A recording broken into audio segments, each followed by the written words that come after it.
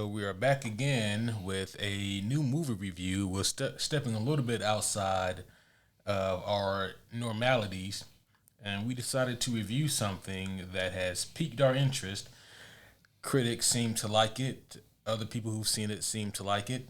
And of course, the movie we're going to be talking about tonight is A Long Walk. That is a Stephen King novel adaptation now. Had I the resources and the time and energy, maybe I would have set up like 2 treadmills in here. And so we just...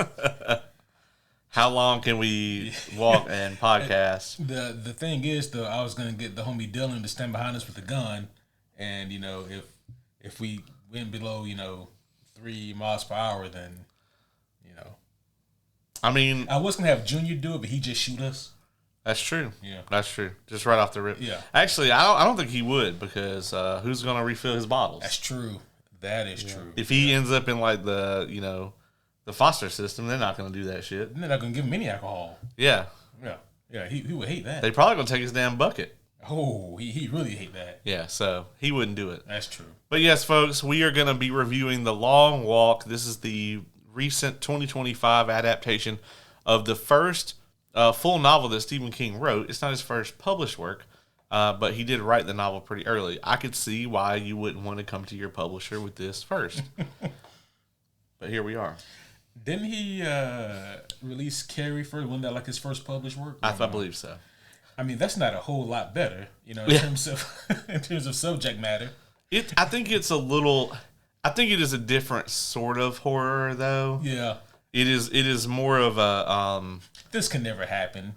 Yeah. It's a little less close to home. It's a lot more I think it's more in the slasher category. True. Whereas this is like there's no supernatural element here. This is just a horrific thing that 100% could happen.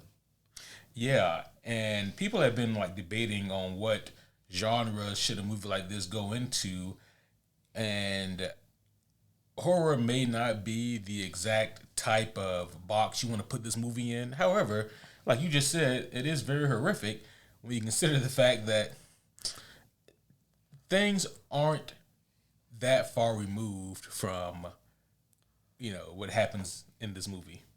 I mean, I would call it dystopian horror. Absolutely. I mean, it's no, what's the Brad Pitt zombie movie? World War Z. Yeah, I mean, like, they tried to read that, in fact, right? Like, from a standpoint of like, okay, well, if there were a thing that could turn people into zombies, this is how it might go. Same thing with like I Am Legend, similar situation there. Even though in the book that's based off of, they were more like vampires than they were like zombies. Yeah, and World War Z was also a vastly different book than the movie. Yeah. So. I will say I'm not like the biggest Stephen King fan ever. I don't have a huge like admiration for his work. I also don't take issue with it. It's just that most of the stuff that he writes, like I'm not really a big like horror person. I mean, obviously, all the fantasy nerds are going to point to Dark Tower. And I like Dark Tower, and they got the right person for the adaptation of that. Idris Elba was right? fantastic. Yeah. I mean, the perfect casting for that. But like, I just my mom is a huge Stephen King fan. She's I think probably read everything he's ever put out. Wow. I've read some of his stuff. Most of the mainstream stuff. Langoliers might be the most out there thing that he's put out that I've read. And I've only read that because when I was a kid, I thought the movie was cool. What is that? So here, I could probably show it to you a little easier. You might have seen the movie when you were a kid, but the CGI is horrible. That sounds familiar, but it sounds like something that I tried to put far away in the closet of my mind. Yeah. It's from 95. And there's like these floaty fucking mouth alien things. I do remember that. And I had that tucked so deep into the crevice of my mind, and there it is. Yeah, it was one of those things where like they clearly didn't have the CGI to do that shit Not back even then. What year was that? 95. I swear to God, Terminator came out, and then everybody was like, "We can do anything without the money or the technology or the resources." They did not have ILM. No. Yeah. It's really crazy too. But yeah, like when I was a kid, I thought that movie was cool. I don't know why, but obviously now it looks like horrific nonsense to me. Was Lawnmower Man a Stephen King thing? I'm not sure. Like I said, yeah, I'm no subject matter expert on this. As a matter of fact, the main reason we're reviewing this is just because it's kind of the big ticket thing that's out right now. There's not any superhero content out right now. We weren't quite ready to pull the trigger, pun intended, with Doomsday Clock today. And Peacemaker doesn't come out till tomorrow, so here we are. Yep. We're going outside the box. Even though I do believe, I think, is it tomorrow that Gen V drops? I think Gen V is already out. Well, I think it dropped today. But there you have it. So I'm going to go home and watch that shit. And I guess that's what we're going to do next week. Yep, it started with Gen V. I think we get in the first 3 episodes. Oh, I think it is the first 3. How many are... Oh, we don't know yet, do we? How many are going to be It's probably 8 or 10. I wouldn't say any more than 10. Yeah. It's crazy, man. Before streaming, we used to get like 24 episodes of TV every year on the dot. Like September, we were getting like 9-10 episodes. Then we were doing a Christmas break, and then January through like May or June or whatever, we got the rest of the episodes, season finale, and then right back at it in September. And then ever since streaming, it's like, oh well, you get 10 episodes every 3 years.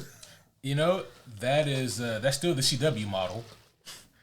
Let me ask you, which model do you like more, though?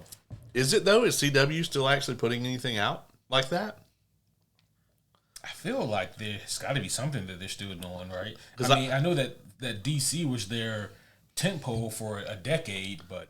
I think CW has heavily slanted more towards, like, reality TV and shit like that now, if I'm not mistaken. Well, I mean, they had a run... Yeah, I think now they're trying to actually turn a profit because even throughout, I mean, all of these incredibly popular shows, they never had any idea how to monetize it, and the whole time that Supernatural, Smallville, Arrow, Flash, all these shows that were very like vastly popular.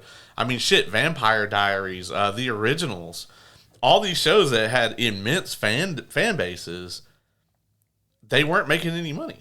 I mean, damn. And I mean I think the network took a loss every year for I think from the time it was created until it recently changed hands. And I don't think it necessarily changed hands. I don't have all the details in front of me, but I know CBS owned a bit of it, Comcast, and somebody else. And I think one of the people that was like a partial owner bought up all the rest of it. Oh. And then they're like, hey, we're going to see if we can actually turn a profit now. So, which is why a ton of stuff got canceled over there. Yeah, they lost a lot. They got NXT, so, I mean. Yeah. There's that. Well, I mean, that's another thing where, like, they don't have to produce that. Like, WWE is producing it. They just pay whatever the licensing or whatever they're paying WWE to make it. And I think that's got a lot to do with it where, like, they don't have to run these big studios up in Calgary, I think, is where their studios were. I know that it was up in Canada, Vancouver. Yeah, Vancouver. Is where they filmed the vast majority of that stuff. Yeah. So I think they're more interested in content like that now, where, it's a thing where they don't necessarily have to produce it. Maybe they just license it or whatever. Yeah. So. Well, there'll probably never be another, for better or for worse, there'll probably never be another CW era of superhero content or just content like that in general. Like you said, the Supernaturals and the Vampire Diaries. What was the Archie shit? That Riverdale. Yeah.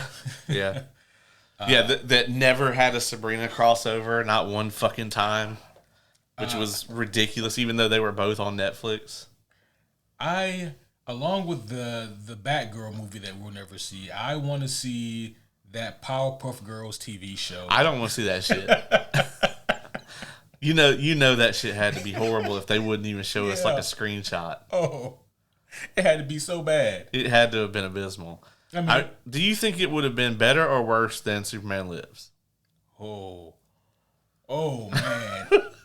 I'll tell you that I think I would have been more entertained by Superman Lives. Oh yeah, I would love to watch Superman Lives. Yeah. Like if there was even a 10-minute cut of Superman Lives, we would review it here on the podcast. Absolutely. Like Yeah. I feel like 50 years from now, like someone's going to like make that movie. They're gonna dig up whatever existed, Yeah. and get it made. That would be one of the most viewed cursed films of all time. Maybe if the DCU does like super well, James Gunn will make a Elseworlds, Superman Lives. If it does super well. Yeah, if it does super well. Yeah. That being said, this is a thing we can talk about. James Gunn did like this week finally just confirm straight up, hey, Man of Tomorrow is going to be Lex and Superman versus I believe he used the words, a much greater threat. Yeah. I think It's Batman. I think at this point, I'm not saying 100% that it is this, but I think the most likely outcome is Brainiac. Yeah, I mean that just seems that seems the most likely, right? Because you can't outpunch Brainiac, especially if you're going with like the self-replicating alien technology variant of Brainiac. You know, you can't just punch that into oblivion, and you also just can't outthink this thing either. You're gonna need brains and brawns to bring down something like Brainiac. It would make a lot of sense. Well, they've already kind of laid the foundation for it because they have kind of established that the Kryptonians have this really in-depth, technology. Like Superman's got all the supercomputer and stuff in the fortress. And there are some origins for Brainiac where he was a Kryptonian supercomputer. And I always really liked that origin for Brainiac. And I think that could be a really cool thing that could happen. Oh yeah. Not that we want to or need to go this route. I'm just pointing this out here because it's a possibility. And that is, there's also certain canons where Brainiac is not only a Kryptonian invention or creation, but he's also the entity that creates Doomsday. Yeah. And that'd be some shit. I think we should steer away from, like, if they want to nod to it, like, there's like a thing on the, like, there's a door on his ship that says like Doomsday or some shit. I would love if like they're trying to hack into like a Brainiac database or whatever, and they see a file that says like XEX Doomsday. Yeah. And Lex just grabs it and puts it in the trash bin. Yeah. We don't need that. But they got to use the Jurassic World 1 graphics. Yeah. I will say that, in Superman, the engineer survived.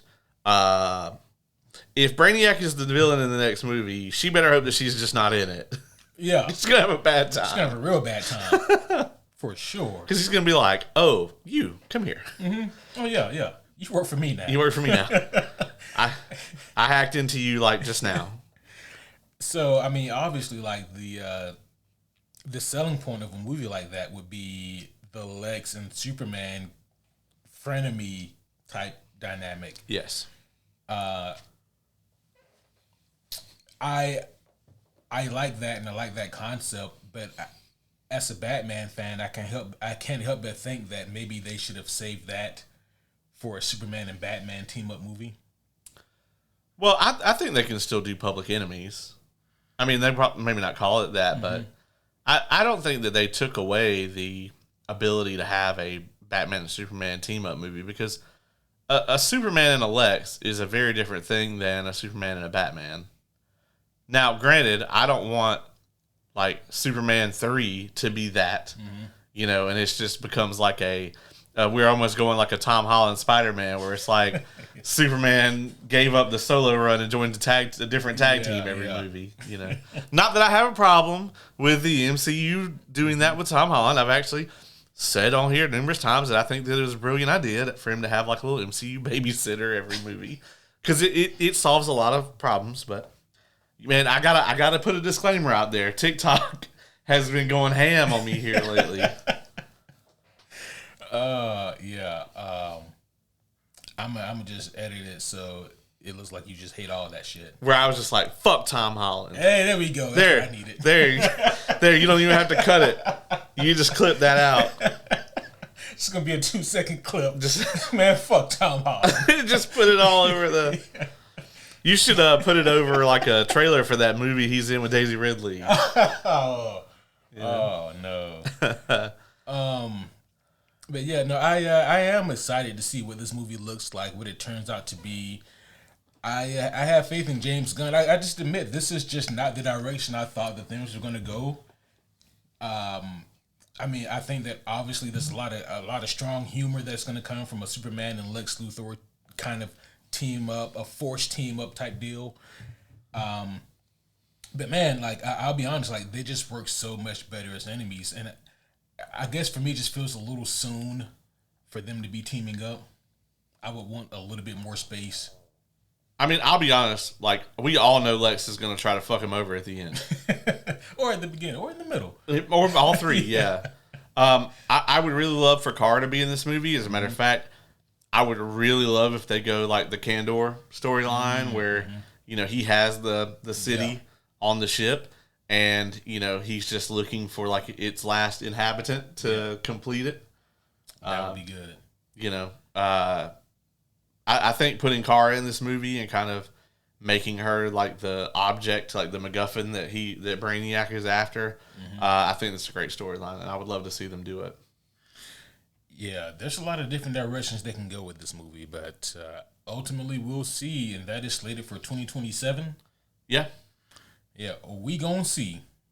Yeah, I mean, yeah, take that, Matt Reeves. Actually got a release date, and it's 2 years away. He's had a release date.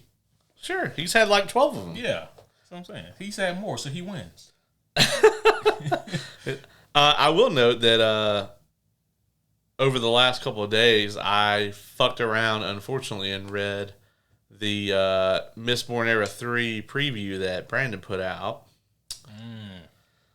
I'm really intrigued by it. I bet. And it was interesting that this shit came out. He put the shit out while we were at Dragon Con. Check out our Dragon Con review. And so he put this out while we were at Dragon Con, and ironically, in the very beginning of it, who we assume is going to be the new main character, her name is Avon. Okay. And she's on her way to a convention called SpacerCon because she's trying to get some autograph of some famous person. And she didn't buy her ticket on time, and so she's trying to get her friend to sneak her into the con, and the whole thing is it was very on point for the time frame.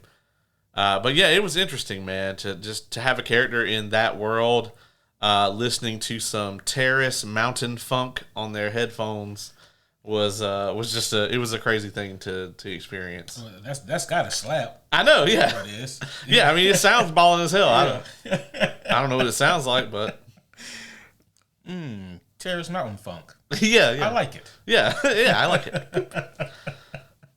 To segue into our subject matter tonight, so Charlie Plummer is in this movie. He plays the guy who's a huge asshole, Barkovich. Okay. In this movie, that is actually my fan casting pick for Kelsier. Is that guy? Really? Yeah. Interesting. Yep. That is my pick. I actually think he would make a great Kelsier. Really? Okay. I can see it. I think in my mind I picture someone just a little bit older, or someone who presents at least a little bit older. And I think that they could probably Hollywood Magic make that work. Mm-hmm. For me, I would want a younger actor for them because they're going to need to be around. So, no spoilers. Yeah. The cogs in my brain were well. It's really funny because by saying that, I can both not spoil early and late things at the same time. He's going to need to be around. Yeah, interesting though. I don't think I'd be upset at that. I mean, obviously with things like that, like who they get for the surrounding cast would also matter. So important to see like what the overall dynamic would be for any kind of Mistborn movie. Yeah. Someday. Should we get into it? We should. With that being said, homies one and all, allow us to welcome you back to another very special episode of the Superhero Homies Podcast. My name is Quentin, and as always, I am here with the coolest co-host on the planet. I'm talking about the homie Caleb. That's me. What's going on, everybody? We are here yet again. We have somehow been roped back into doing 2 episodes a week, and I feel it. At least it's not 5 like that one week. Oh boy, that was a long week. That was a long. It's a long week. That was a long week, and this is a long walk. So, up next, the reading of the rules. So, if you never tuned in for any of our movie reviews before, this is how it's going to work. The first half of this review will be spoiler free. We're going to talk about the performances. We'll briefly talk about the plot. We're going to talk about things like the soundtrack and the pacing. And then we're going to score the thing, and we will bullshit for a little bit. We will give you guys plenty of warning. And then in the back half, we are going to go full spoilers. Absolutely. So there has been your warning. So therefore, everyone is welcome to listen now. But man, once we get to the halfway point and y'all still sticking around, that's your ass. All right? That's right. After that midway point, it's going to be like you went to the Scott Snyder panel. Yeah. And you're like all caught up on Absolute Batman. Absolutely. Like at this point, I'm just reading Absolute Batman for the fun of it because he told us everything that's going to happen. Have you delved into it any? I have. I'm about halfway through it. I haven't finished it yet, but yeah, it is quite good. You liking it? Yeah, I am. Cool. I am. Yeah. I can't wait to review it. We're gonna do a lot of fun. All right, man. Where you want to start on this thing? Overall thoughts on the movie? Yeah, I think that's probably the best place to start. This was directed by, what was his name? Francis Lawrence. I wonder what else he has done that I'm familiar with. Oh, he did Red Sparrow. Oh, yeah, I was just going to say Red Sparrow. Oh, and he did a couple of the Hunger Games movies. That tracks. That tracks a lot, actually. He also did the 2005 Constantine. He did the 2005 Constantine? Yeah. Oh. Interesting. Okay. Trying to see if he did anything else. Yeah, they currently have, I mean, and this could just be false, but they currently have him attached to Constantine 2. And I'm just hoping that doesn't happen as a Constantine fan. Oh, he did I Am Legend. We were just talking about that earlier. Well, shit. Yeah, that's ironic. He seems right up, right up the alley for a movie like this. Yeah. Agreed, yeah. Very interesting. But, yeah, vague overall spoiler-free thoughts on this movie. This movie, it clocks in at 1 hour and 48 minutes, so they don't waste time with this movie, and I appreciate that. I also appreciate just the uniqueness of this movie. I don't know what the budget was for this movie, but I can't imagine it being like super incredibly high just because of the nature of a movie like this. This will be, pun intended, I love the pace of this movie. You get just the one. Oh, okay. We'll discuss that. I love the pace of this movie. $20 million budget. $20 million. I mean, yeah. That's pennies in Hollywood today. Yeah. I mean, I'm for certain that who was it, Lionsgate, whatever studio was over this, I'm sure they had no problem forking out the money for something like this. $20 million for a Stephen King project. You know that Mark Hamill is $1 million of that. Yeah, easily. There's no way he did it for less. The thing that really sells this movie for me is the group of guys, because if you don't believe in them as characters and if you don't believe in their camaraderie, then you won't buy this movie.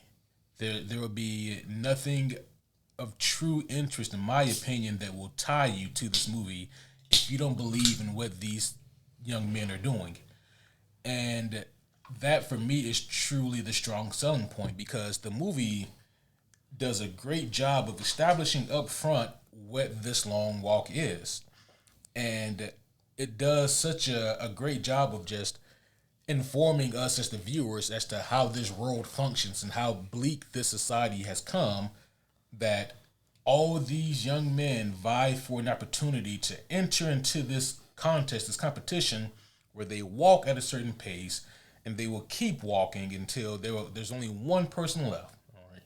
And if you fall behind pace, if you get a certain number of warnings, if you go off the beaten track, any of that, you get plow, and that's you pushing your ticket. You're done.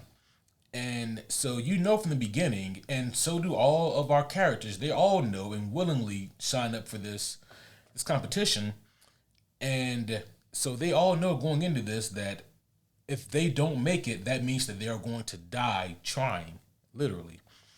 And I think that this movie just does a great job of showing us just the visceral nature of this competition, the desperateness of these characters.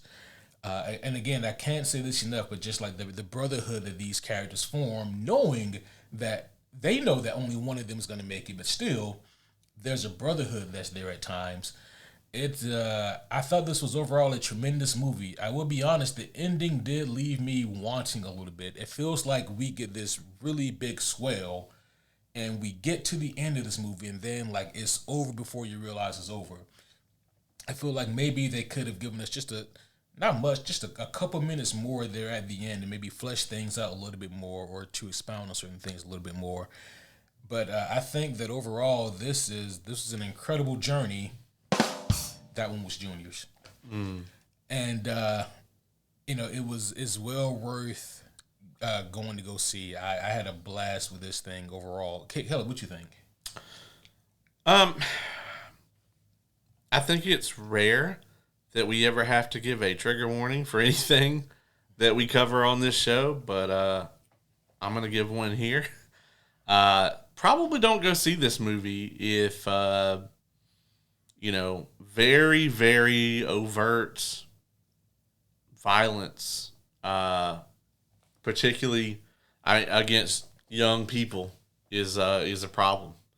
I knew going into this, like, apparently when the director originally wanted to do this, they were trying to do a PG-13 cut of this movie.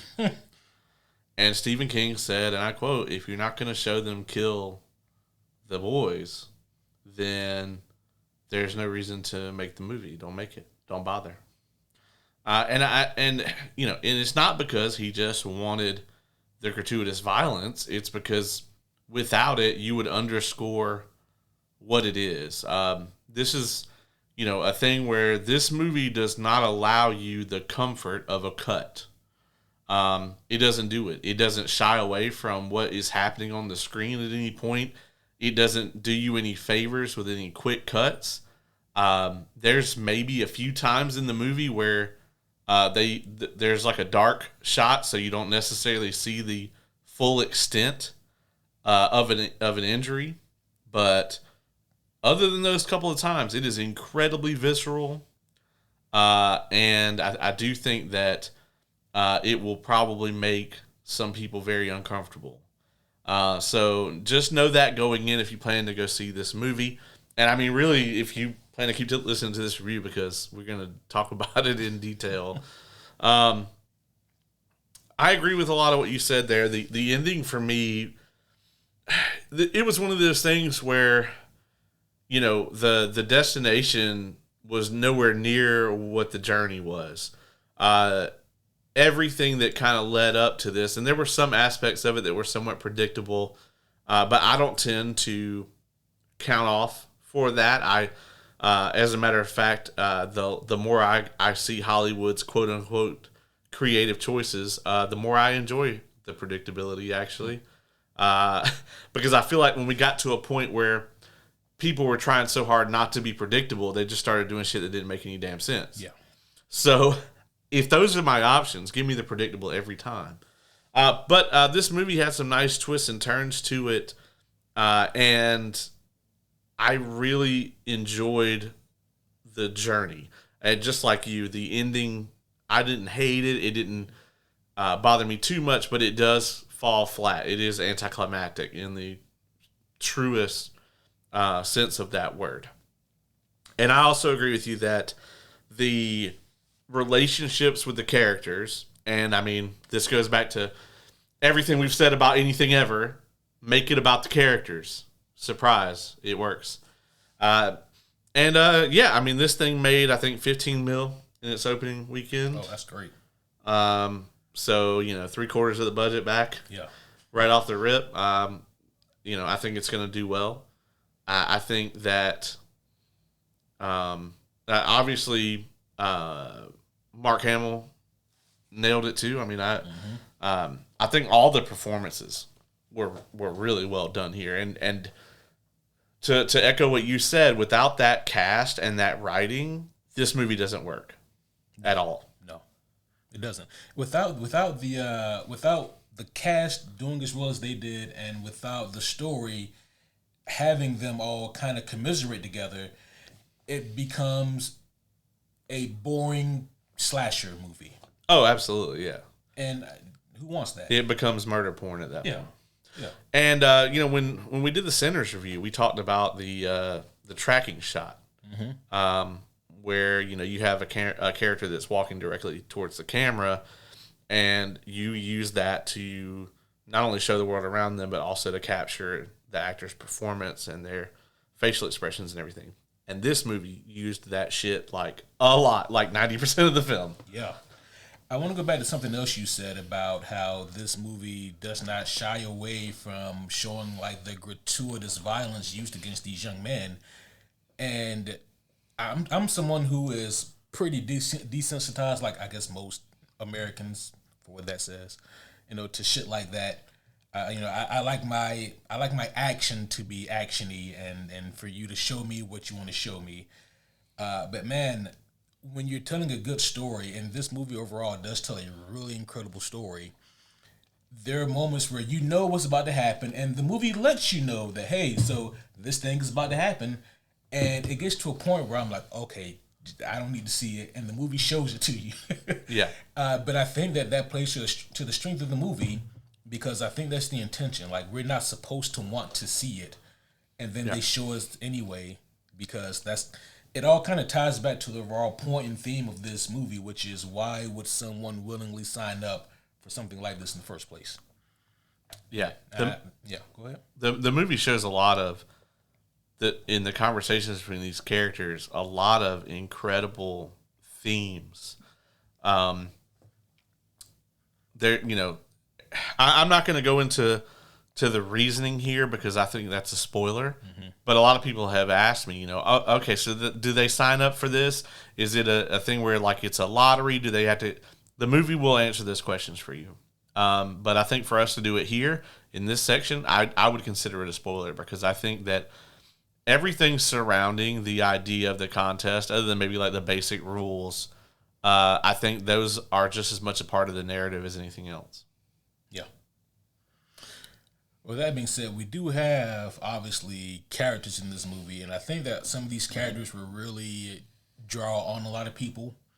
And the interesting thing is this, us as the viewers know that some of your favorite characters probably aren't going to make it, and so do the actual characters themselves. They are also aware of that. Yeah. And that makes this for a really interesting dynamic, I think.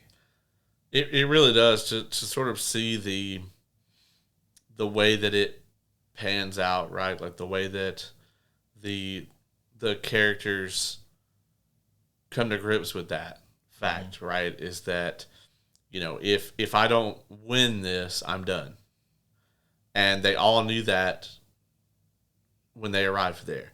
And it's like trying to get into the mindset of something like that. I mean, the setting here, I mean, we don't get to see a lot of it, right? But everywhere that they go in this movie looks like an awful, downtrodden, like Great Depression era United States. I don't know what point in time this is supposed to take place in.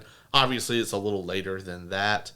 but it's a similar thing. Like everything looks old and worn down, and everybody's driving a car that looks like it's 30 years old, or wearing hand-me-down clothes. Like the setting is a very dystopian, downtrodden, very poor economic conditions. It looked like essentially there was no middle class in this world. I mean, it's you either are a have or a have not, and it seemed like there was probably a fuck ton more have nots than haves.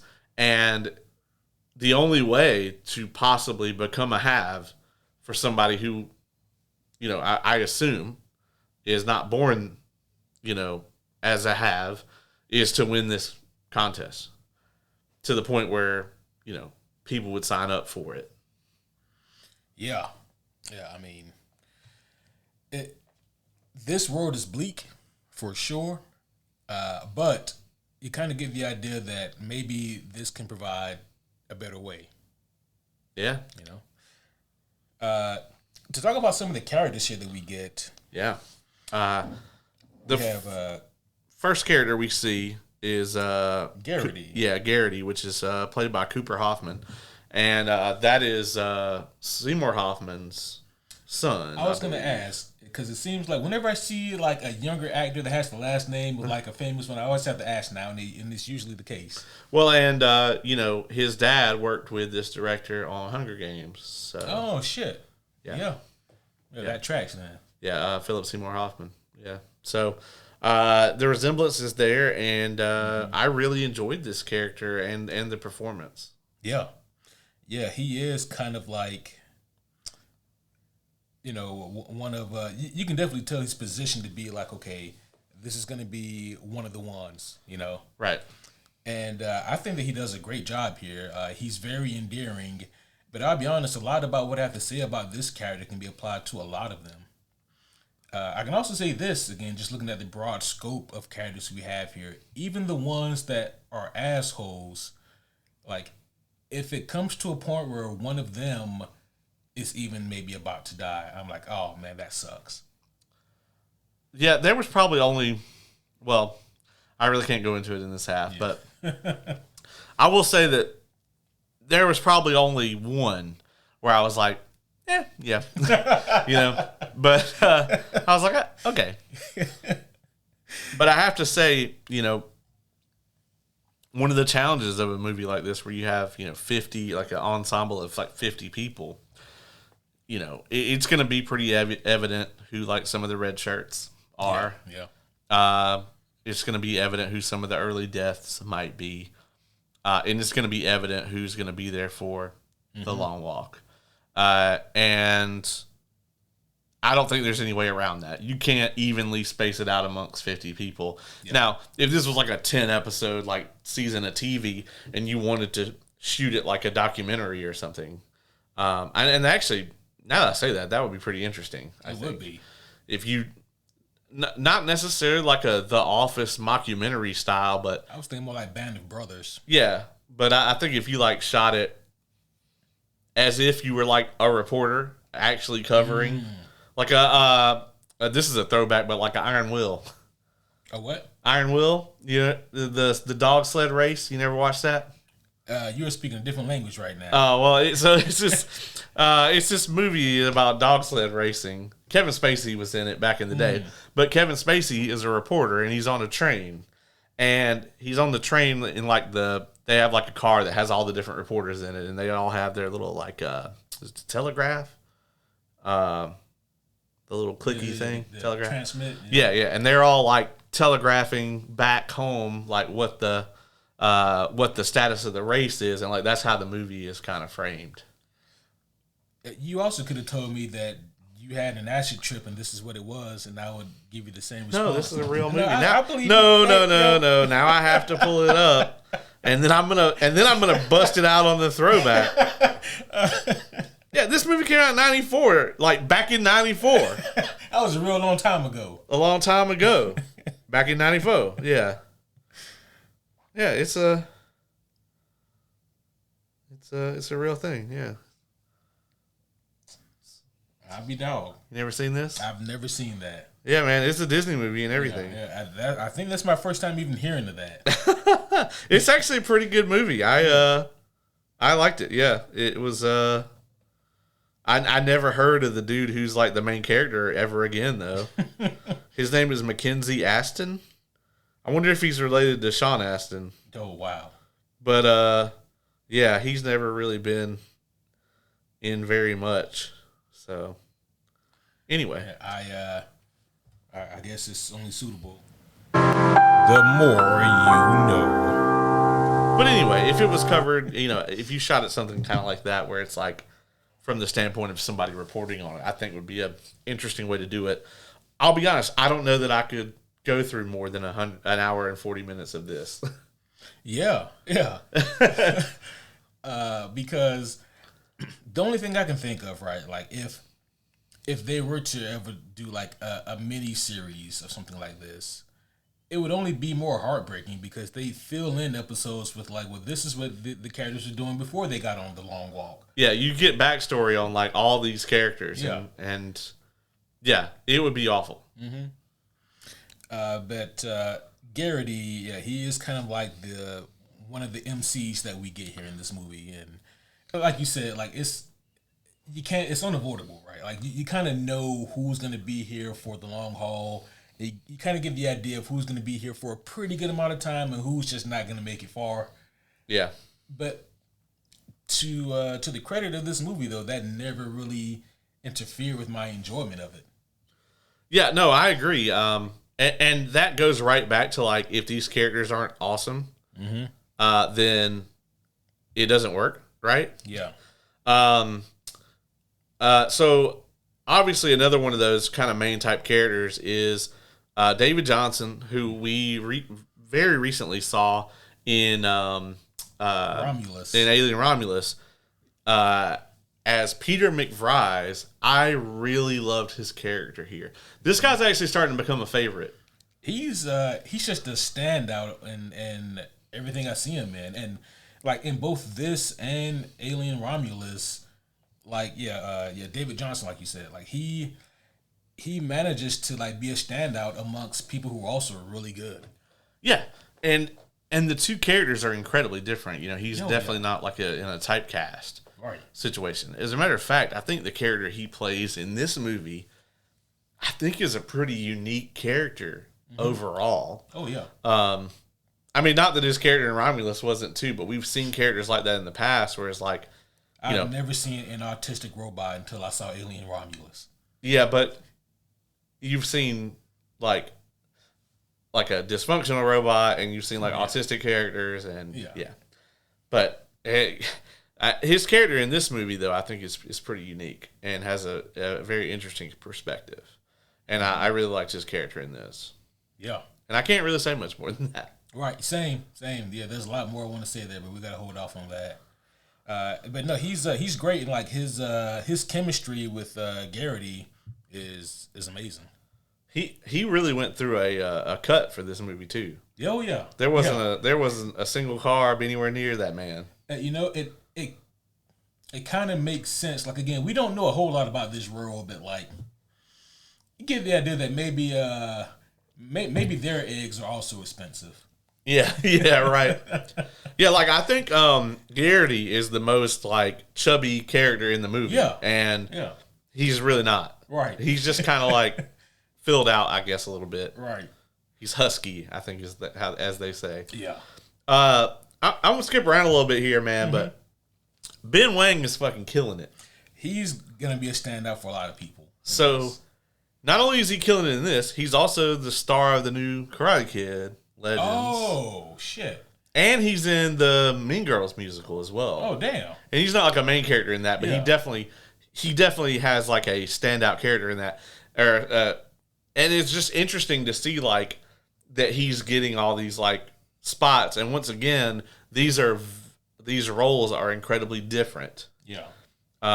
Because his obviously his character in the Mean Girls musical is 100% comedic for the most part, and I'm assuming his character in Karate Kid is going to be quite serious, and then his character here is kind of a mix of the two. Oh yeah. Yeah, I think that he's really going to bring a lot of laughs to this dark, bleak movie. Yeah. And I mean, yeah, basically every time that he's on screen, you're gonna root for him, and you're also probably gonna laugh because like the guy, he just like his outlook on life and what he wants is understandable and also just hilarious. Yeah. So yeah, I really enjoyed his character as well. Um, there was another one. I don't see him immediately, but like there was almost like a grouping of them that kind of really commiserated. Yeah, you be thinking about Baker. Yeah. I'm not going to try to say this. Well, I will. This his name is Tut Nuyot. Nuyot. Apologies if I butchered that, but he played the sort of like religious type guy. Yeah. And I really liked him as well in this. Absolutely. His character also had a very interesting outlook. Yeah. And we'll talk more about this in the spoiler filled section, but he has one scene in particular that is just I thought was tremendous. Yeah. Actually, I mean, there's a couple. Yeah. Some that these characters share. It is very hard to talk about these characters without spoiling anything. It really is. It really is in this movie. We need to talk about the antagonist here, though. The goddamn road. I agree. For sure. For sure. No, Mark Hamill as the Major. Yeah, so I actually didn't know Mark Hamill was in this movie until we sat down in the theater. Yeah, you leaned over and you go, is that Mark Hamill? Yeah, I was like, is that fucking Mark Hamill? And I mean, obviously, about 5 words in, I knew it was him because he's, definitely doing his Joker voice for a lot of this. I mean, it's not like the exact voice, but it's basically just like a deeper version of his Joker voice. It's slowed down and lowered. Yeah, but you can really just. You at any minute, you can just hear him being like, better luck next time, Pats. Yeah.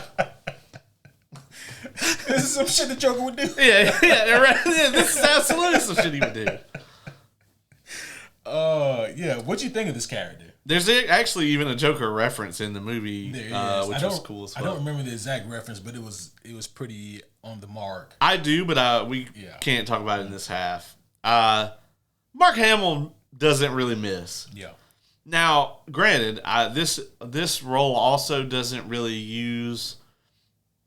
I definitely don't think he had to be this. It's kind of like Christopher Walken as the Emperor in Dune, right? It's like you didn't have to get someone of this caliber to be this character because they're not really in the movie that much. And I mean, that's kind of how it is here. I mean, you're not going to get some crazy backstory on him, and you really don't ever even understand his motivations. And I think that's part of, I think that's intentional because I think his character is really meant to represent any sort of like oppressive figure, regardless of like what the basis is for. So I think they kind of keep him clean slate so he can stand in as like a symbol for anything like totalitarian like that.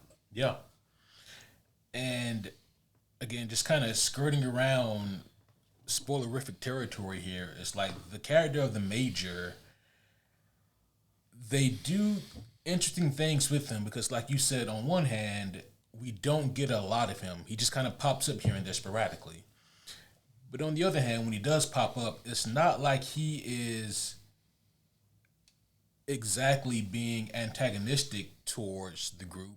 Sometimes he is trying to be like inspiring, or sometimes he's giving warnings or reminders, and he almost just acts like the guy who carries out the rules, so to speak. Yep. And again, I think that is great because had he been presented as nothing but a mustache twirling villain, ooh, I can't wait till these kids start to fall, I think that lessens it. I think it's very important that he kind of has this type of stoic, this is what it is type mentality for this role. It's very similar to the way that the officials and whatnot act about like the Purge in the Purge movies. Yeah. it's very matter of fact. This is just a normal thing that happens. Yep. And that is what makes it fucking terrifying, right? Because if he were this mustache twirling, Jafar level, cartoonish, like evil guy, like, I get to fucking kill 49 more kids, then like, I mean, honestly, that would take away from, I think, the way that this movie ultimately hits, because it's much more framed as like well, this is just a thing that has to happen. Yeah. This is just a normal thing in this society. And I think that's the point, right? Is it speaks to how quickly something horrific could become normal. Yeah. And because it's all normalized, and you get the idea that this version of society is accustomed to it. It's and it's crazy, right? Because you guys may hear the premise of this and think that this is so far fetched. I mean, it would be like if they showed public executions. That'd be ridiculous. Right. But no one's vying for that. Yeah, no one's vying for that. I mean, there may or may not been a news broadcaster right around the time this movie came out that just suggested that like they just kill homeless people. Yeah, who would ever? Yeah, so it's not incredibly far fetched, right? Because like that kind of shit does happen, and that's kind of where this movie goes into, and it's interesting because he wrote it a long ass time ago, and a real long time. I think back in like '64. Yeah, as I say, it was probably before '94, and it's crazy to see that like. How much it rings true towards our society today, how it's able to remain just an important piece of literature. Yeah, it's still so relevant. Yeah, and that is, and like, like, say what you will about like the state of the world, or even just this country, America's where we're filming from. If that wasn't evident, evident and or obvious, but. I don't know. It hits very interesting in this day and age. I haven't seen the movie Civil War yet. I'm not talking about the Marvel one. I've seen that one several times. I'm talking about the non-Marvel Civil War movie. Yeah. But I imagine that like the way that movie made some people feel will probably have a similar feeling watching this. Like just that. And for me, like after the viewing, I compared it to how I felt after watching The Joker. And for completely different reasons, right? Like when I watched The Joker, I enjoyed that movie for what it was, but I was a bit unsettled by it, just because of like I enjoy this, but I'm not supposed to, like there's an uneasiness to the story and the message being told here, and the person presenting it, Joaquin's interpretation of. Whatever the fuck his character's name was, Proto Joker, Pseudo Joker, whatever. But here is Arthur. Arthur, that's what it was. Yep, Arthur Fleck. But here, with The Long Walk, it was a very similar feeling, just on the basis of wow, I really enjoyed this, but man, was this uneasy. And so like that was a feeling that was hard for me to like comprehend back in 2019. When Joker came out, because I'd never really seen a movie that had me feel that kind of visceral reaction with the ending like that. Especially when you expect to see a Joker movie and then you get that. Right. But this is, like I said, a little bit different, but just kind of a similar feeling for me. Yeah, I mean, I think ultimately, when you look at something like this, there's a lot of layers to it.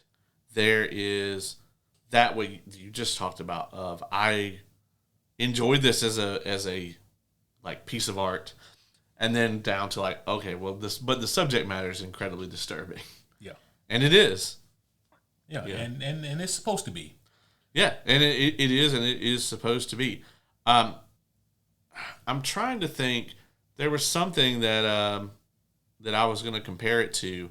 I don't know that I've ever got like the exact kind of feeling that I got when I was watching this from something else. I don't know that that's ever necessarily clicked for me in that exact way. But then again, I'm also not really a big horror genre in general. I did watch the Civil War movie. Oh, okay. And I did think that it really underdelivered for me on that aspect of it. I don't know that movie. First of all, I didn't think the movie was that great. Secondly, I don't know that it delivered on kind of that premise that they were trying to rile everybody up about, of like, oh, this movie is about an American Civil War. And granted, it is, but it also isn't. They very much make it about the team of reporters or whatever. And I'll be honest, that movie it bored the shit out of me. Whereas this movie, everything that you see in the trailer, everything that is the premise of this movie, it is going to deliver on, I promise you, more than you would like for it to. Yeah. Yeah. And I'll just go back to this one more time, but there's only 2 instances where I want a movie to not show me all of the explicit violence. And one is when it's overdone and it's just a tool they're using to try to sell the movie and they got nothing else to offer. Right. And then the second option, which is what this movie does, which is to have me understand the concept of this movie and the message of this movie and to feel for the characters. And it's like, oh man, I don't want to see this happen to this guy. And then I have to see it anyway. Right. There's something that's really kind of visceral and powerful with that. And this movie does, again, just such a great job balancing that out. Agreed. Yep. What else do we have before we get to spoilers? I think probably just the score, which, I mean, we talk at length about this. With the score to any movie, there's 3 categories that something could be in. The overwhelming majority of them is like, you don't notice it, right?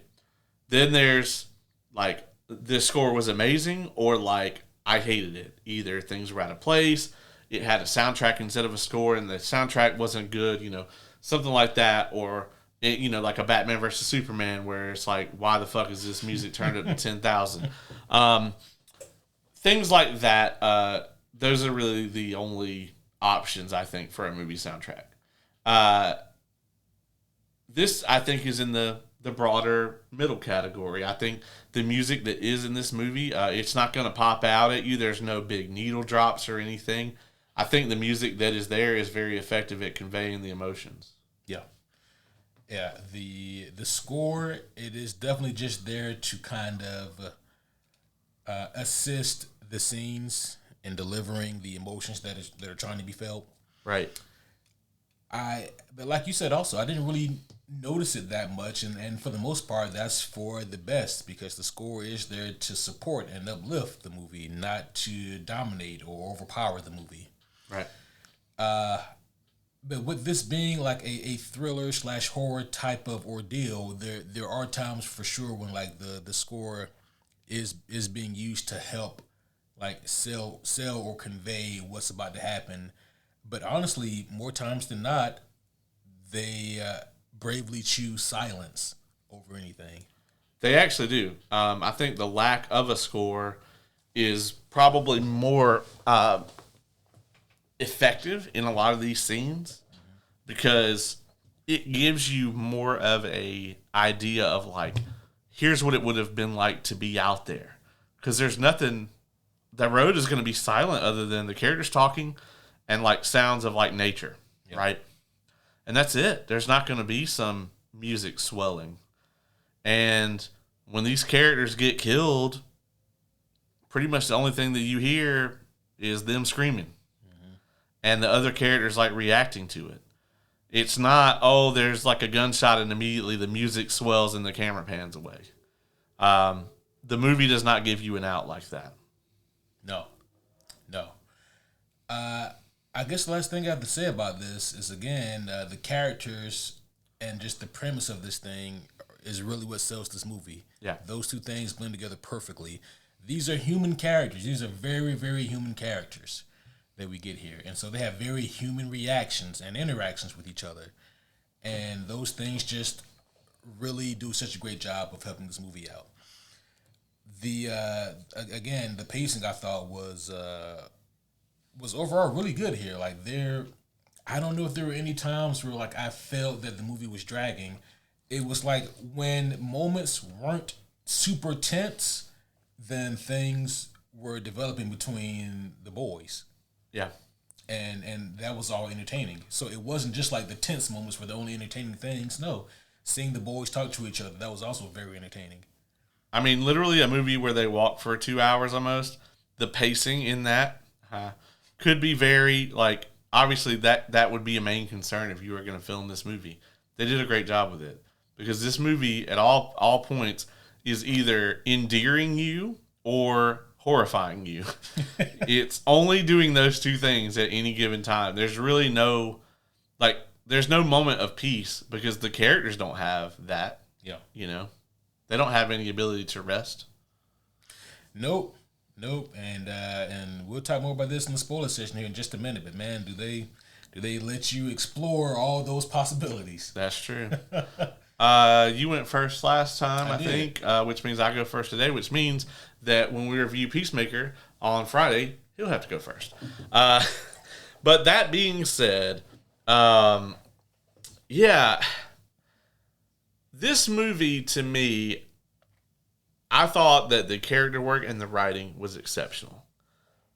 I do think that the ending hurts it. I don't think you're going to walk out of this movie fulfilled by the ending. And maybe that is the point, right? Is that, they didn't want to have this sort of in-depth kind of ending that was going to give you any sense of... It's not clear to me that the film ever wants you to feel vindicated or complete or anything. As a matter of fact, I think what it makes you want to feel at the end is cold. And I think that was effective. But that being said, I really enjoyed what the actors put into this. I didn't take my eyes off the screen one time. I was kind of glued to it in the way that you can't look away from a car wreck. But yeah, I'm gonna give this a 8.5 out of 10. Yeah, this for me was like one of the unexpected gems of the year. There's movies that come out that I'm always looking forward to, months or even years in advance. And then there's movies where I see and I'm like, okay, well, this might be interesting. Maybe I'll check it out. For me, this was kind of one of those. And it was just boasted by the fact that so many other people seem to enjoy it. And also, this is just a different type of movie than what I typically go for. I was not disappointed. I think that, to your point and to what we said earlier, I mean, again, just the character work and the story, and then also I love just the look of the environment as well, like just the atmosphere of the road really also just kind of helped sell things as well. And then like them not shying away from anything. What does it look like at night? What does it look like when the boys get tired? What about when they get hungry? So we get to see all of that, and just seeing all of it in its raw, visceral nature was something else to see. Like we said, man, the ending of this thing does hurt it. And it's not like the ending here is bad. It's almost just a little bit stiff. Like they check off the boxes that technically needs to be checked off for this to have an ending, but it's not going to be a super impactful ending that matches the height of the feeling you get watching the movie throughout. I'm going to give this an 8.8 out of 10. Very nice. There you have it, folks. So we're going to give you guys a couple of minutes, if you haven't seen the movie, to mosey on out of here and go watch it. Or after you listen to us describe it, don't. That's up to you. But if you either don't care about spoilers, or if you have already seen the movie, then stick around and we'll get into some full tilt spoilers in just a moment. I wanted to talk to you about this. This is way off the subject matter. Good. This is what this is for. Probably need a little levity. Yeah, we do. Well, this is gonna, I'm sure, for a lot of people, and also for you in particular, gonna go from like levity to anger. Oh no. What is Daisy Ridley in now? Thankfully, nothing that I'm aware of. Okay, good. However, this was one of the wildest takes that I have ever seen. And that's kind of the point here of this post that this person made. Oh, dear. It's concerning Lord of the Rings. Oh, shit. Okay. Lay it on me. All right. Okay. I'm about to explain why this person is wrong as fuck. I think everyone kind of did, but I mean, kudos to this person for standing by his convictions. Yeah. The title of this post is Viggo Mortensen is not great as Aragorn. And I'm just going to go over something. I'm not going to read this whole post. I just want to talk about some of the highlights here that highlight his reasoning as to why he doesn't think Viggo is a great Aragorn. He is allowed to be wrong. Proceed. So he says, first of all, I respect Viggo as an actor. He's great in so many things, and he's clearly very dedicated and highly talented. But it's not easy to play the role of Aragorn. He is not a fully delineated character in the book. He is very much like Gandalf in some ways, but Gandalf gets a lot more dialogue and scenes and humor. Having said that, Viggo never made much of an impression on me as Aragorn in Lord of the Rings. There are excellent character portrayals in the film, but Viggo's just doesn't stand out. His Aragorn lacks charisma and emotion. It isn't easy to portray a character like Aragorn based on the books because his predominant mood in the books is just grim. However, while the other characters I mentioned did pull it off, Viggo just didn't. I appear to be alone in this reaction as everyone else in the role seems to love Viggo as Aragorn, but I just don't get what's so great about him. Not saying he's bad or that I dislike him in this role, but he just doesn't blow me away the way he seems to for everyone else. Thoughts? Okay, listen. Viggo Mortensen as Aragorn is probably the best casting in the history of casting. There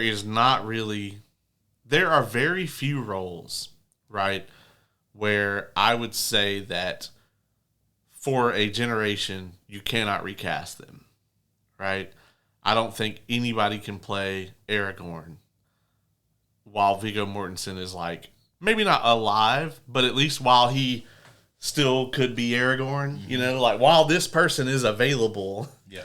When Viggo Mortensen is like 80, no, he definitely shouldn't play Aragorn because, ironically, Aragorn is like 80. Like 80, like 87? Yeah, but he shouldn't look 87. And so, yeah, but I do think that, number one, I don't think Lord of the Rings will ever be remade on the scale that it was made by Peter Jackson, at least not for a very long time, right? I think technology will have to go way forward, and even then, I don't see any studio making that kind of investment now. Yeah, I mean, even for like Star Wars, right? You don't see Disney being like, "Here's $500 million. Go spend 18 months filming this shit." Without, go ahead and film all 3 films. And start producing them before we get a cent back. Yeah. No one's doing that. It's a miracle that those Lord of the Ring movies were made in the first place when you put in that perspective. Yeah, because originally when they were shopping it around, most of the studios they went to were like, didn't want to give them the budget to do, practical effects, didn't want to give them the budget to do a lot of things. As a matter of fact, Peter Jackson was only originally pitching it as 2 movies because he knew that it was a gamble. Yeah. And when they took it to New Line and they did their pitch, New Line was like, it's 3 books, let's do 3 movies.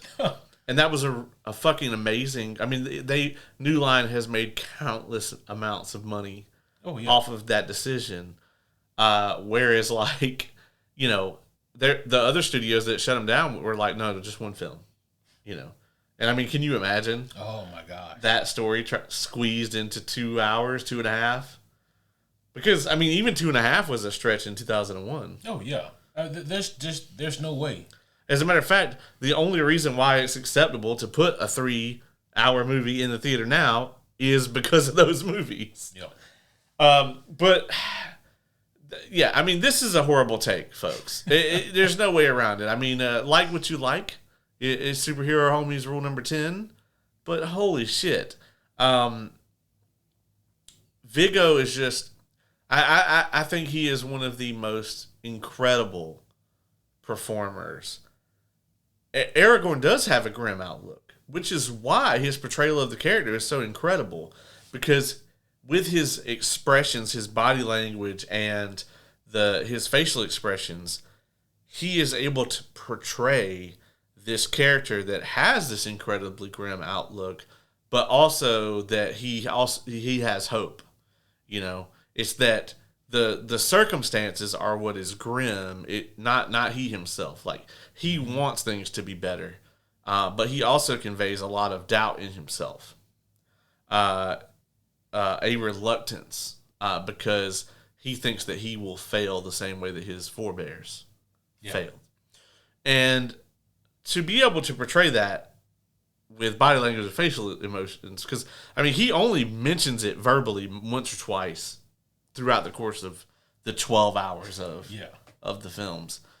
So, yeah, I mean, that's one of the reasons. Also, the fact that he just incredibly looked the part. He's also a Tolkien scholar. He knows Tolkien's work incredibly well. Yeah, I mean, you're just not going to get anybody better. As I said, there's very few people that I think you can't recast them. I mean, just think about how incredibly, well received Patrick Stewart and Ian McKellen were as Professor X and Magneto. They have been successfully recast to people who did arguably a better or just as good of a job, or at least close. Yeah. And been well received, and they will be recast again probably shortly. Yeah. A lot of people say that Hugh Jackman. No, they're going to recast Wolverine. Someone else could play Wolverine. Fucking Henry Cavill just did it, and everyone loved it. So yeah, I mean, I think that as long as Vigo is available to be Aragorn, I don't think you'll see anybody recast him, because it's going to be impossible to capture that character in the way that he did. I guess the thing that leaves me baffled about this person's take on Aragorn is I want to know who he thought would have done a better job, and I guess more importantly, what exactly was he looking for that Vigo didn't portray. Like, I know he says specifically like charisma and emotion or what have you. He says that his Aragorn lacks charisma and emotion, and it isn't easy to portray a character like Aragorn based on the books because of his mood. But I mean, I don't know. Everything he says there just has me circling back around to I don't get it. Vigo did all of that in spades. So yeah, there's a difference between like a hot take and a bad take. And I think that this is just a bad take. And again, you're allowed to not like it. Sure. But I think that also, like, in pop culture media as a whole, whenever something is vastly well received by the masses, there will be people who want to consider themselves the outliers, who look upon something and say, actually, I don't think it's good. I think that people kind of almost imprint a negativity upon something that is so well received just because, well, something has to not be good about this. Yeah. I kind of get just a hinge of that. I don't know. But it's just one of those things where, like, I don't see it. Yeah, I can't even begin to understand that point. It's very... when you were reading that off to me, I had a very similar feeling to the way that I feel when, there hasn't been a live-action Cosmere adaptation yet. Mm-hmm. And so Stormlight comes up a lot.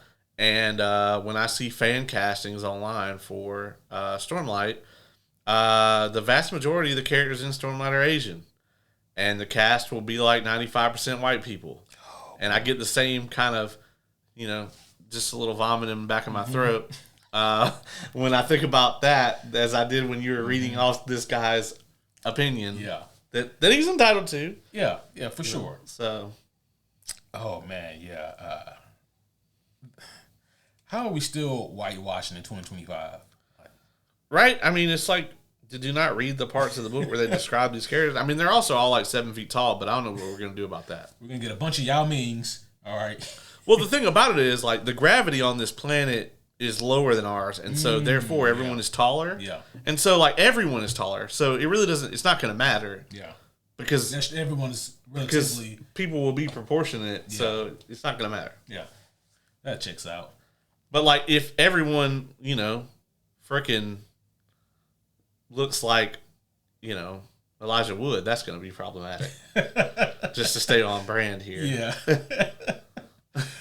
I guess to stay on brand would be reaching the end of this walk that we just went on here. That's right. This meander. Lord of the Rings, another movie about walking. And technically, if they stop, then people will die. Yeah, it'll just be a little different.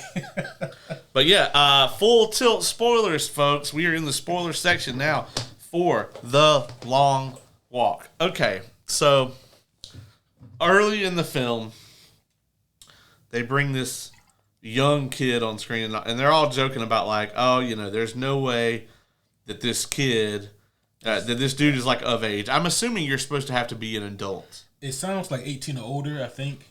But most of them look 18-ish. Yeah. But this kid, Roman Griffin Davis, who played Curly, this motherfucker has award nominations. What the fuck has he been in? Because, I mean, the kid looks like he's the kid from Jojo Rabbit. Oh, okay. Yeah, he's the kid from Jojo Rabbit. Okay, that makes sense. Which, apparently Taika Waititi hasn't made a good movie before. Just wild. But I mean, shit. Ryan Johnson's making good movies now. Yeah. So there's another. What are those called? Not Glass Onion, but the name. Of Knives Out. There's another one about to come out. Yeah. I'm really excited for it actually. But anyway, this dude, he plays this young kid who clearly like lied about his age on the forums or whatever. Which tells you another thing that, like, they don't have social media and shit in this era because apparently, like, you can just kind of lie on the paperwork and, like, there's nobody that really can go in and, like, check it. So there can't be a lot of digital records. But this kid is, the characters joke about, like, oh, we bet he's not even a day over 16 or whatever. And he looks young. Yeah. And when I saw him, I immediately was like, well, that guy's definitely not going to win. I was like, because they are going to use that kid as a tool to demonstrate to the audience that they are not fucking around. And sure enough, about 5 minutes later, they blew the side of this kid's fucking head off. Ooh. And it might be one of the most gruesome deaths in the whole movie. And that's saying something. Yeah, there's a lot of gruesome deaths. And because there's like 49 of them. Yeah. But just the shot that they, and here's the thing, right? And this is gonna make me sound fucked up. It is a gorgeous shot. It looks fantastic. Like to the point where like I would kind of want to study that scene just to break down how they did it, because he's moving, scared for his life. They got the gun. They pull the trigger, and then his face goes kapow, and you see his jaw and his teeth dangling. But it's so fucked up. Yeah, it's like some shit you would see in like Invincible, but in live action. Yeah. And it's like you said, that let the audience and the rest of the boys know that, oh, they're not fucking around here. Like, this shit is for real. Yeah, I honestly did not think he was going to be the first death. I thought they would drag him out, that they were going to endear us to this character for a while, because it's the young kid.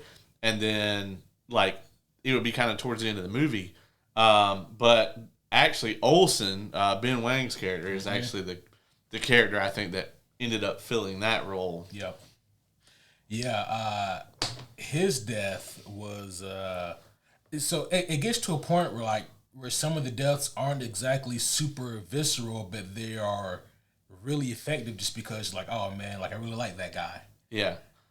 His was the worst, I think, for me as far as like how I felt when it happened. Because in order to convey a message, because like what he does is like he tries to stand in front of the convoy when he's ready to give up and just like get like a quick death, and to dissuade the other boys from doing that, they shoot him in the stomach first. Yeah. And so they let him suffer, and he's crying out for help. And he even cries for like one of the musketeers in particular, the Bible thumper one. Yeah. And so like it's just this really magnificent, heartfelt scene, and it's just devastating because, like the boys have grown attached to each other. They're all on this kind of adventure together, but they're all falling off one by one, and you can't stop, you can't console. You got to keep going. Yeah. Or else you'll be in that spot. Right. And like his death was just like one of the most prominent ones that really showed that. Yeah. So agreed. Because honestly, I would have been fine with his character winning. Like if I had to pick somebody, it might have been him. Yeah, I really liked his character. I was really rooting for him. Yeah. See him get his 10 naked strippers or whatever. Yeah. Yeah, I was like, dude, you're gonna have the money. You're right. You'll be fine. Like you don't have to use that. You don't have to use your wish on that. And they even talk about that in the movie. Yeah. Yeah. Baker is the guy that he called out to. That's right. To him, the religious guy. Yeah. Yeah. This movie tackles everything that you would have as a concern going on a journey like this. Yeah. Like, well, what about when it gets dark and I get tired? Well, you keep fucking going. Yeah. And you see people like start to slow down and start to give into like the psychosis of it all. Right. Yeah. What happens when you have to go to the bathroom? Well, there is no bathroom. So you better just shit and piss where you are. Yeah. Well, plus 3 miles an hour. Yeah. Plus 3 miles an hour. Yeah. You can't stop. Yeah. Yeah. And yeah, that all would be just obviously incredibly gross and difficult, but yeah, I mean, you see all of that, and you see people die because of it. Yeah, I mean, if you gotta shit, so the rules are, if you stop, you get a warning. 10 seconds, you get another warning. 10 seconds, you get another warning, and then 10 seconds, and you're dead. So the maximum amount of time you can take to shit is 30 seconds. And then you have to walk for 3 hours straight to get those warnings off because you lose a warning every hour of not dropping below the 3 miles per hour. Yep. So, I mean, that is bonkers to think about. I mean, especially since like some of these characters out there walking, I think 4 days, right? Mm-hmm. And just like, about. And some of these characters never had to shit in 4 days. Yeah, so I would just eat a Vortex burger, and I think I'd be pretty set. Just eat cheese the whole time. That way you get your protein and stop you up. Yeah, yeah. Although I don't know that I want to walk for 4 days constipated either. Yeah, especially trying to keep a certain pace. Yeah.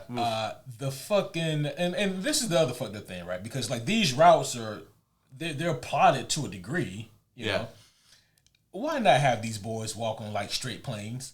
They have them go up like this steep ass hill and like at least 5-6 boys get killed going up that hill. Yeah, because trying to walk 3 miles an hour, like, I mean, for an extended period of time, fuck that shit anyway. Mm-hmm. But that hill really fucked a lot of them. And like, the hill wasn't early on either. It was like at the end of the, first full day? Yeah, it was late night. It was like almost 3 a.m. when they got to that hill. Yeah, they get to this long, steep ass hill, and that shit wiped out a ton of them. Yeah. So you just like the camera, and again, like some of the shots in this movie are incredible, but the camera is like in front of like some of our main group of boys, like our main 4, and like in the background you see other boys in the convoys, and they're just gunning them down. Yeah. And so yeah, it's gruesome. Some of those shots they were taking, man, I was like, hey, man, that motherfucker's real close to me. Like, right. You know? Yeah. There was the one kid who, like, he was so, like, sleep deprived and delusional. Like, he accidentally stumbled, I think, in front of a tank and got ran over. Oh yeah. And so like his legs were crushed, and they got the audacity to be like, number so and so, you have 10 seconds to get up. And like he's gonna die from that gruesome, because he got ran over by the fucking tank. Yeah. But no, he had to sit there and wait out his time before they put a bullet in him. Yeah, right. Like he's supposed to start hand walking the rest of the way. At 3 miles an hour, just kick up on his, hands. So yeah, that was also gruesome and fucked. So I mean, we talk about like the ending, how we weren't satisfied with the ending of this thing here. So to kind of get there, looking at Garrity, like the MC, he's presented as the MC. Yeah, and I kind of knew when they presented him as the MC, I was like, he probably won't win. Mm-hmm. Yeah. But also, like, I had the same thought, but I'll be honest, man. My other thought was, well, the only other viable option is David Johnson, and he's black, so I don't see him winning either. But surprise, surprise, we're making progress in 2025. Yeah, right. Right. Because David Johnson as McReeves, he won. He won the damn thing. But with Garrity, he had like a personal vendetta against the Major. Because his dad had radical ideas. I'm using quotation marks for those of you listening. The Major, or not the Major, but Garrity's dad had radical ideas that got him killed. It is, I guess, important to note that before Garrity's dad was killed, the Major gave him the option or the opportunity to rescind those views and to essentially pledge allegiance to whatever kind of totalitarian government they have. But Garrity's father refused, and he was killed for it. So the character of Garrity, his whole thing is he wants to win the long walk, ask for a carbine right there on the spot, and then shoot the Major. Yeah, that's his game plan. And it's interesting the way that they framed this, right? Because what's McGarrity and what's the other one? Garrity and McReeves. Yeah. So obviously, with McReeves, like his whole thing is that they kind of framed it as he's the character who can still sort of has this like optimism, right, about himself. Whereas McGarrity is kind of like, or McGarry, he's done, right? Mm-hmm. He's just kind of, he describes it as like he can't see the light anymore. Like in his character's mind, he can't see a way out of this incredibly bleak world that they live in. And so the only thing that he's got is vengeance. And that's it. That's the best that he can possibly hope for. That's his end game. Yeah. Is to get vengeance for his father. And that's the whole reason that he's there. Yeah. I love the fact that both the character and thankfully the people who wrote this movie had like the clarity to understand that the character of I forgot his name already, Garrity, like he's doing the exact same shit that his father did, and because it's McReeves who points out that like your father he left you, like I know you view him as like this, you view this as brave, and it was, but also as a result you don't have a father, and your mother doesn't have a husband anymore, but by Garrity joining the long walk, he just left his mom the same way that the dad left them. Yeah. And when he comes to that realization, it kind of eats him up. And it really comes into fruition when they walk through his hometown and he sees his mom. Yeah. And, I was even thinking, because they told us beforehand that they were going to go through Garrity's hometown and that his mom was going to see him there. And I was like, man, that predicament, I don't think I want to see any of my loved ones. That shit would eat me up. Yeah, no. I definitely wouldn't want to. Yeah. And it does. It eats him up. He almost punches his ticket right there. Yeah, yeah, right then. Because at that point, he had 3 days in his own head while being in this terrible situation. I mean, watching all those people die, you know, it had to have really sank in like that this is it, and that his mom was going to be alone, you know, like truly alone. She's already lost his dad, and that now she was going to lose him, and he had to come to grips with that, you know.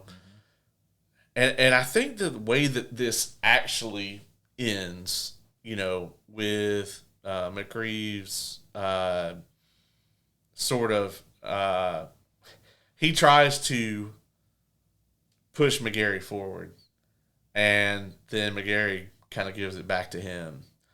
And this is where I started to take umbrage with the way that it ends.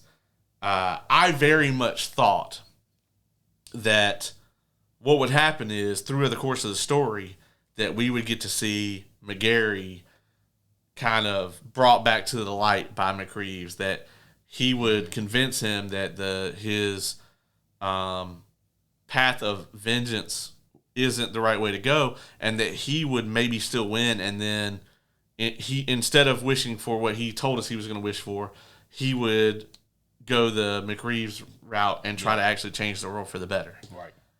What they actually did was a very dark, fucking, almost alternate ending twist kind on of a that. flip on what you just said. On that, yeah. Because, like, 30 minutes into the movie, that's how I'm thinking this is all going to go. And I was close. Yeah. And it almost does go that way. But they flip it. And after watching this figure, the Major, kill all of his friends, you know, and this is one of the things, like, once it's down close to the end, he's telling McGarry, like, the one thing I always wanted in all of this was a brother, you know, and like they had gotten so close. And so watching him die and just be exposed to all of this horror, I mean, he then flips, basically, arguably does a heel turn. I don't know if it's necessarily a heel turn, but it's definitely dark. Yeah. And wishes for the carbine and kills the Major. Yeah. Right there. And it's not really clear what the movie wants you to take from that. It's also weird that, like, they just kind of let him walk off. Yeah, that part was also, I thought he was going to either get shot or arrested there on the spot. Yeah. Because also, like, there were people watching, right? I mean, so, like, we don't even see any of that. There were soldiers around. Yeah, it was just a very odd shot. And they just let him walk off. Yeah. Yeah, so... I guess they could have gone into, like, the, well, who's paying me to shoot you kind of thing if he's gone. Yeah, but I mean, but we don't know. Yeah, we really don't know enough about the, like, structure of this world to know. It's like, okay, is it just like the Major here is like the king, and it's like whatever he says goes, right. And like, okay, well, if you kill him, well, there's nobody in charge now, so, yeah. You know, but if that's the case, you'd think someone would have killed him before this. Yeah, for sure, right? There'd be like some fucking V for Vendetta motherfucker who would have came through ages ago. Yeah. I mean, it's totalitarianism 101. You always got to have a worse motherfucker than you as like your VP or whatever, so that if they take you out, then they got him. Right. You know? Come on. This is simple stuff. Yeah. But yeah, the ending there, I here's the thing. I'm not upset at the premise of the ending of this movie, of them doing the flip, because I had a similar idea to you as to what the ending would be. Like, I had a similar thought. Like, I thought that Garrity would use, Garrity would almost give up, but then McReeves would sacrifice himself so that Garrity would win, and then Garrity would kind of see the light again, and having a brother and losing one, and he would use his wish to, instead of killing the Major, I thought that Garrity would use his wish to maybe, like McReeves wanted, maybe have two winners on the long road instead of one, or something like that. But no, the flip was interesting, and I did not see the flip coming. So they do get a kudos for having an ending that is good on paper, good in theory, and surprising. However, like, the execution of it is really just where they stumble for me, because there's not enough explained, And for something that was such a thought-provoking character type of movie, we really don't get anything here for this ending for that. Yeah, I mean, after he shoots the major, it's just like a slow fade to black. Mm-hmm. And you really don't see like any of the repercussions of that. And like maybe that's what the movie's trying to do. Like maybe the movie is like, trying to let, just make that a water cooler discussion where it's like, okay, well, it's up to you like to determine what happens next. But I tend to not really love that. Yeah. I prefer for art to be relatively contained, and I prefer for my films to have an ending. And you might disagree with that. That's fine. That's your right. But for me personally, that's why I didn't really give a fuck about Blade Runner when I watched it. Because I was like, man, this ending fucking sucks. There's like 45 more minutes of movie here.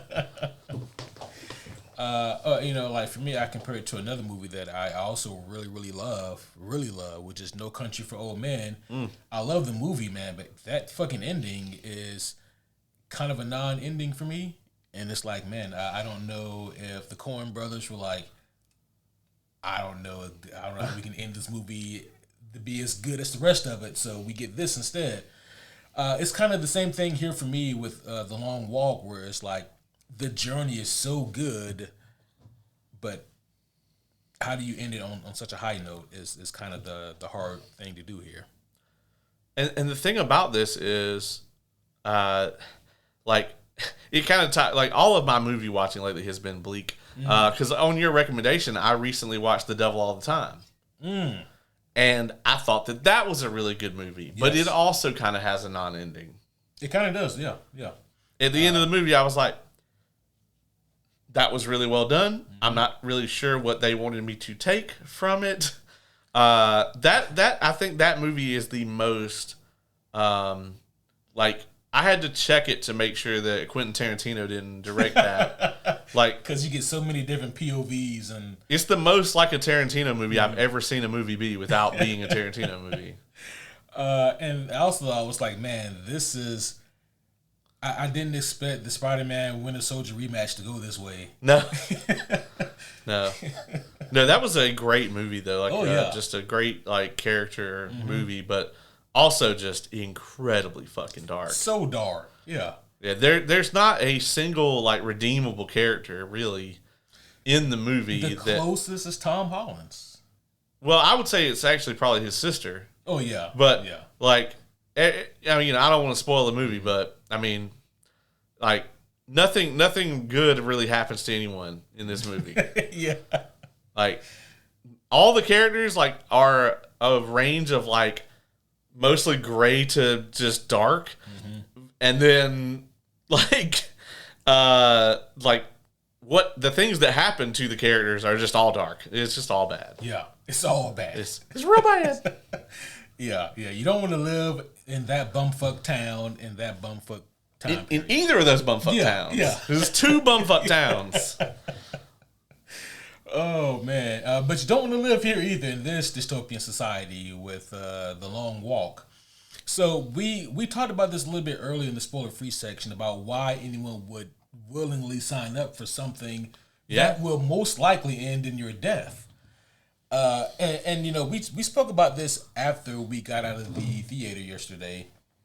And, it's just the idea of how bleak and how bad does society have to get to where you feel your only hope, your only way out is through this arduous contest where the odds are absolutely not in your favor? I mean, they said that, hey, do you know anybody who doesn't sign up for it? Everyone signs up for it. And it's because the economic conditions are so awful. Yeah. That the only way you can possibly escape them is this. Yeah, this is like the worst Willy Wonka contest ever. Ever. Yeah. It's instead of Oompa Loompas, there's just SWAT team. Yeah. It's wild because just to imagine what the conditions have to be like, and it's very evident that there was some kind of civil war in America, and after that, our economy is completely fucked, which it would be, right? Yep. regardless of what the two sides were and who won and who lost, the economy would have been fucked. And it appears like it was. And like this is kind of their solution or whatever, I guess, is like we're just going to sacrifice 49 young men once a year to encourage everybody to work hard. Yeah. Yeah, they tried to spin this thing as something that's patriotic, something that is good for the country. Yeah. But it's just senseless killing. It's almost like they're trying to tell us about war. I don't know. But, that's just kind of the feel that you get from this thing. I like, though, that they did at least vaguely discuss the fact that all of these young men, like everyone in the country who was eligible applies for this. That tells me that people in that society think that the chances of them climbing out of the pit they're in are much greater entering the long walk than it is trying to find another way. Yeah, like a 2% chance must be a better chance than any of them are ever going to have. Yeah. Which is bonkers. And I mean, it's pretty wild. I mean, them framing something as being like really patriotic where you have a pretty high possibility of dying. I'm sure there's nothing in the real world that's, a comparison to that. But I can't think of anything. But that's why it's fiction, folks. Yeah, it's fiction. Come on. I mean, it's got to be fiction because, in this movie, they frame it so that, like, people are sitting by watching the long walk. Who would want to watch these young men just die? Again, what kind of society you think we live in? Right, yeah. We would just publicly show people being killed. Come on. Right, yeah. That'd be crazy. Yeah, I mean... No one in our society would ever suggest such a thing. No, it wouldn't happen. No. But, I mean, that's what, that's why we have these alternate realities. Yep, that's right. Yep. Anything else in the spoiler section that we want to talk about? Baker's death for me was almost as impactful as Olsen. As Olsen. Yes, Olsen's. Baker's was rough. It was the most drawn out. Mm-hmm. They definitely wanted you to like feel for him because like the two main characters really, you could tell they wanted to save him, but they also knew that he wasn't going to make it. Yeah, and then it's like save him. I don't want to sound mean, but like save him for what? Like it has to come down to just one of you, right? Yeah. And it's like, so you can either prolong his suffering, and slow yourselves down, or, I mean, there are no good options. And I mean, he wasn't going to make it. No. I mean, his brain was hemorrhaging. Yeah. So. Yeah. He was done. Yeah. Even if he had been at a hospital, I assume they have those. Maybe they don't. There's like two people working in them. Yeah. That wouldn't happen either. But yeah, I mean, even if he had been like, at a modern hospital right then, I don't know that there would have been very much they could do for him. They could maybe make him comfortable. Yeah. That's about it. So. Yeah, but his death was also, it wasn't like the most horrific thing we've seen. It was just so disheartening because of the circumstances and because of, like, their friendships. The guy who we find out, he was one of the last three. We find out that he is the illegitimate child of the Major. Yeah. And it was interesting, right? Because his whole thing was like he wanted to win, not to kill the Major, but so the Major would take him in. Yeah, he wanted that to be his wish. That was also interesting. And then it's like I knew there was something up because in the beginning of the movie, when he gets his number, the Major says something like "Good luck, son," and like I was like, I don't know if I should just brush that off as like good luck, kid, or whatever. Yeah. Or if he meant something more than that. And then we find out, he definitely meant something more. Yeah. And so he even says that, I didn't think that the Major knew, but he knows. And which is just all the more fucked up. Yeah. I mean, his was really fucked up. Then there was it Harkness? Harkins? That sounds familiar. Which one was he? He was like the like I think like the oh no, it was Parker, who was like he was like part of the last five. The Native American indigenous person. Yeah, man. He went out like a gangster. Yeah, as I say, he actually took a guard or two with him. He could have took out a little bit more, I think, had he really been wanting to. Yeah, I think he could have taken out quite a few of them. Absolutely. And it's honestly like shocking that no one else because I think they said this is like the 19th or something like that. Mm-hmm. They're like no one else, which I mean they probably just cover it up. I mean, absolutely. Like, none of that shit makes the broadcast or whatever the fuck it is. That's got to happen every long walk at some point. Yeah, they just cut that out. They just edit that out. That's probably why they don't like allow live coverage of it. Right, yeah. Exactly. But yeah, we also, we talked about Charlie Plummer earlier and his character in this, Barkovich. Oh, yeah. Yeah, I really wasn't sad to see this guy die. I was the least sad to see him go, but it was still like you were a real piece of shit. Yeah. But at the same time, I guess I'm just of the idea that man, no one deserves this. Yeah, I mean he lost his mind. His body didn't give out on him. He which I think this dude wasn't really a stable motherfucker anyway. Nah. Everybody knows a Barkovich. Yeah. Everybody knows you have that at least one legitimately mentally unhinged skinny white kid. Yeah. Everyone knows one. And that's this kid. Mm-hmm. And he fucking lost his shit completely. Yeah. He wasn't real put together beforehand. Nope. But after all this, he was after just 3 days of being around, constantly having to walk and being around death. Not to mention all 49 of the people he was walking with fucking hated him. Yeah, every single one of them. And he brought it on himself. Yeah. He was, no matter how you want to look at it, he was in a way responsible for the one kid getting killed. That shit was gruesome too. Yeah. So what happens here is that Barkovich, he's antagonizing this kid, talking shit to him. And so the kid gets tired of it and he takes a few swings at him, but the kid misses every time. And on the last attempt, the kid misses, and he face plants on the gravel and skids, and his face is all fucked up. He gets damn near Harvey dented. Yeah, from a face plant and a skid. But because of that, as you can imagine, he was a little discombobulated. He couldn't make the 10 count. Yeah, and he got bablowed. Yeah, which at that point. Just go ahead. Yeah, for sure. Yeah, that was gonna hurt picking out that road rash. Yeah. And so because of that, the rest of the gang just did not fuck with him, and then rightfully so. There was the one guy who wanted to write a book about the whole thing.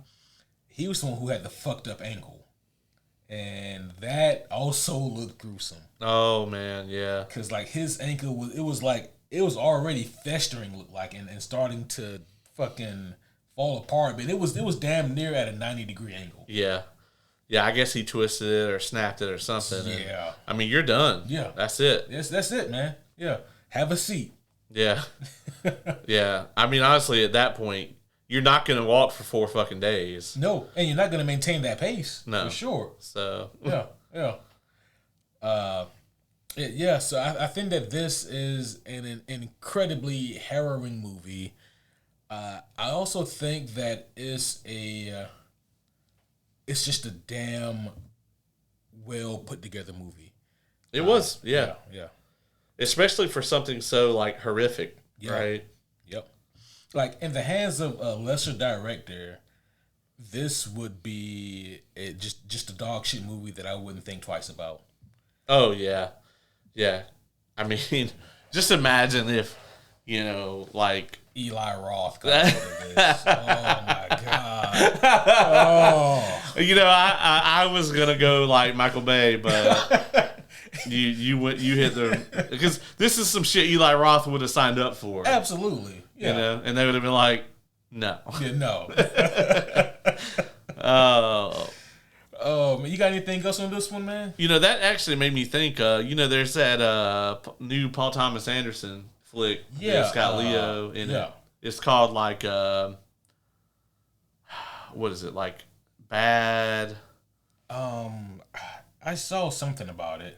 It's like More Bad Things Happen or some shit like that. What's the name of that movie? I've completely fucking derailed us here. One battle after another. One battle after another.